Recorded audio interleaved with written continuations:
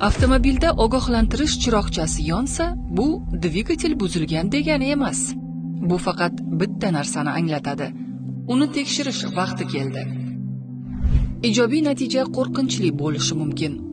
Ammo testning ijobiy natijasi saraton kasalligini anglatmaydi. Bu sog'lig'ingizga e'tibor berishingiz kerakligidan dalolat beradi. Ko'pgina ayollar topshirgan test salbiy natijani ko'rsatadi. Testning ijobiy natijasi vahimaga tushish uchun emas, balki keyingi tekshiruv uchun sababdir. O'zgarishlar qanchalik erta aniqlansa, kasallik rivojlanishining oldini olish imkoniyati shuncha yuqori bo'ladi. Ijobiy natija saraton kasalligini anglatmaydi. PAP testidan o'ting, shifokoringizga murojaat qiling, natijalarni e'tiborsiz qoldirmang. Profilaktika o'zingizni himoya qilish imkoniyatidir. Bachadon bo'yni saratonining oldini olish mumkin. Asosiysi erta choralar ko'rish.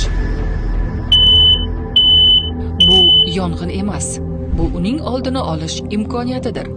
Odam papilloma virusi testining ijobiy natijasi ham xuddi shunday ishlaydi.